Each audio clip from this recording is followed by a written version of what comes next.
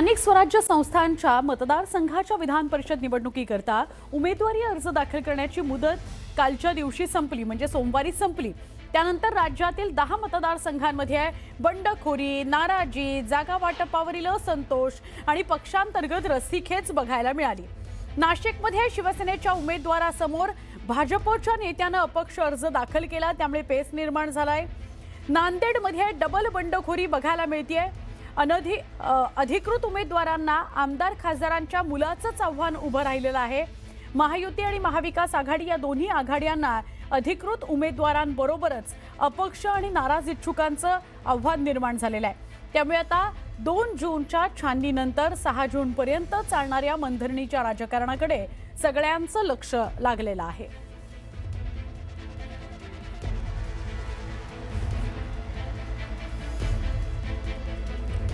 बंडखोरी कुठे कशी झालेली आहे या सगळ्या संदर्भात आपण विस्ताराने बघणार आहोत। विधान परिषदेच्या निवडणुकीला बंडखोरीचं ग्रहण लागलेलं आहे। बंडखोरी संभाजीनगर जालन्यामध्ये कशी झाली तर महायुतीचा जो अधिकृत उमेदवार आहे त्याचं नाव सुहास शिरसाट, पण बंडखोरी केलेली आहे अब्दुल सत्तार यांचा मुलगा समीर सत्तार यानं शिवसेनेचा, कारण त्यांचं असं म्हणणं आहे शिवसेनेचं की ही आमची परंपरागत जागा आहे, पण यावेळेला ती भाजपला गेली, पण तरी देखील समीर सत्तार यांनी आपला अर्ज मागे घेतलेला नाहीये। रायगडची जागा, आता रायगडची जागा ही राष्ट्रवादी काँग्रेसला सुटली, पण ती शिवसेनेला सुद्धा हवी होती। अनिकेत तटकरे हे महायुतीचे अधिकृत उमेदवार आहेत, त्यांनी उमेदवारी अर्ज सुद्धा दाखल केला, पण त्याआधीच जुईली दळवी, महेंद्र दळवींची कन्या, हिनं उमेदवारी अर्ज दाखल केलेला होता। वारंवार आमच्यावरच अन्याय होतो असं तिचं म्हणणं होतं आणि म्हणून तिने अजून अर्ज मागे घेतलेला नाहीये। पुण्यामध्ये फार हा पुणे मतदारसंघ चर्चेत आला। 12 वाजल्यानंतर दुपारी तर नाट्यमय घडामोडी पुण्यामध्ये घडल्या। तर पुणे हा राष्ट्रवादी काँग्रेसला गेलेला मतदारसंघ आहे, त्यामुळे राष्ट्रवादी काँग्रेसतर्फे विक्रम काकडे यांनी उमेदवारी अर्ज दाखल केला अधिकृत उमेदवार म्हणून। तर राष्ट्रवादी काँग्रेसच्याच अजून एकाचा उमेदवारी अर्ज तिथं दाखल झालेला आहे, त्यामुळे तो एक विषय अजून आहेच, पण त्याच्या व्यतिरिक्त भाजपचे प्रदीप कंद यांनी सुद्धा आपला उमेदवारी अर्ज दाखल केलेला आहे। त्यामुळे महायुती विरुद्ध महायुती असं चित्र आहे असं म्हटलं तर अतिशयोक्ती ठरणार नाही पुण्यामधली ही गोष्ट। आता बघूया आपण नाशिकमध्ये काय घडलं। नाशिकमध्ये तर चित्र बघा काय आहे। नाशिकमध्ये ही जी नाशिकची जागा आहे त्या नाशिकच्या जागेबाबत भाजप आणि शिवसेना कुणाला द्यायची जागा या संदर्भात बोलतच होतं। तर नाशिकची जागा भाजपला गेली आणि त्यामुळे महायुतीचा जो नाशिकची जागा क्षमा करा शिवसेनेला गेली आणि मग शिवसेनेचा जो अधिकृत उमेदवार आहे महायुतीचा तो म्हणजे नरेंद्र दराडे। तर नरेंद्र दराडेंना शिवसेनेने उमेदवारी दिली, पण भाजपला तिथून उमेदवारी हवी होती गोकुळ गीते आणि गणेश गीते। तर आधी गणेश गीते यांनी आपला उमेदवारी अर्ज दाखल केला आणि गणेश गीते फक्त स्वतः उमेदवारी अर्ज करून थांबले नाहीत, तर त्यांनी आपल्या भावाचा म्हणजे गोकुळ गीतेचा सुद्धा उमेदवारी अर्ज दाखल केला। त्यामुळे तिथे भाजपचे 2 बंडखोर यांनी शिवसेनेच्या नरेंद्र दराडेंना आव्हान दिलेलं आहे। हे नाशिकचं चित्र। पुढे जाऊया अमरावतीमध्ये काय घडलं तर अमरावतीमध्ये महायुतीचे जे अधिकृत उमेदवार आहेत त्यांचं नाव आहे प्रवीण पोटे, भाजपचे आहेत ते, पण शिवसेनेच्या विप्लव बजोरिया यांनी सुद्धा उमेदवारी अर्ज दाखल केलेला आहे। त्यामुळे परत इथे चित्र काय दिसलं महायुती विरुद्ध महायुती। तर आता या सगळ्या बंडखोरांना थंड करण्याचं, त्यांना काहीतरी डॅमेज कंट्रोल करण्याचं आव्हान पक्ष नेतृत्वासमोर आहे। महायुतीमध्ये झालेली बंडखोरी थांबवण्याकरता प्रयत्न सुरू सुद्धा झालेले आहेत। संभाजीनगरमध्ये शिवसेनेकडून अब्दुल सत्तारांच्या मुलानं अर्ज दाखल केलाय, यानंतर सत्तारांना मुंबईत बोलवलं गेलेलं आहे। बंडखोरी झाल्यावर महायुतीकडून सगळ्याच नेत्यांना मुंबईत बोलवण्यात आलेलं आहे। उपमुख्यमंत्री एकनाथ शिंदे यांनी शिवसेनेचे 6 आमदार आणि एका खासदाराला बैठकीकरता आज मुंबईमध्ये बोलवून घेतलेलं आहे।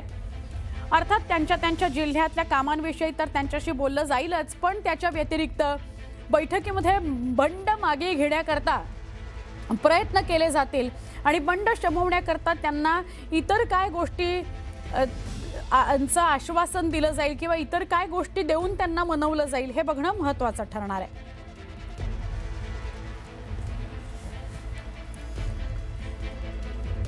जसं आपण आत्ताच बघितलं की छत्रपती संभाजीनगरची जागा भाजपच्या वाट्याला गेली म्हणून शिवसेना नाराज आहे, कारण शिवसेनेची ती परंपरागत जागा होती. तर अब्दुल सत्तारांचा मुलगा समीर सत्तार यांना आपला उमेदवारी अर्ज दाखल केला, त्यामुळे महायुतीत धुसफूस बघायला मिळते.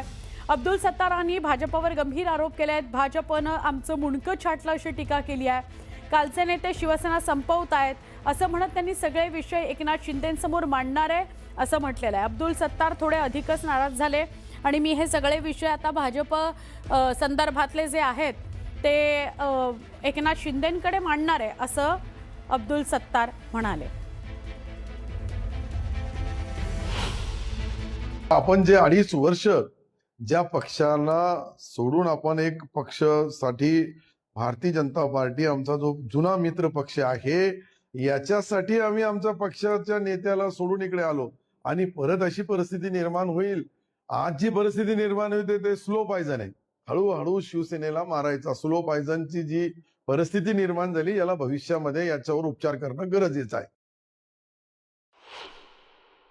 आज या 18 महिन्यामध्ये जे जे घडू लागलं, या 18 महिन्याच्या घडलेल्या राजकारणामध्ये सन्माननीय मुख्यमंत्रीच्या बद्दल आमची कोणतीही तक्रार नाहीये, परंतु खाली सावे साहेब असतील, बाकीचे लोक असतील, हे ज्या पद्धतीने आमच्या पक्ष संपवण्याचा कट रचू लागले, यांच्यासाठी आम्ही आमच्या नेत्याला ही सर्व जागृत करून देणं, सर्व माहिती देणं हे जरुरी आहे. मला वाटतं का पुढच्या भविष्यामध्ये आम्हाला शिवसेना जसं काँग्रेसचे आज हाल झाले या संभाजीनगर औरंगाबाद जिल्ह्यामध्ये, तसे आमचे हाल करण्याचा काही कट रचू लागले का हे मला तर दिसतोय.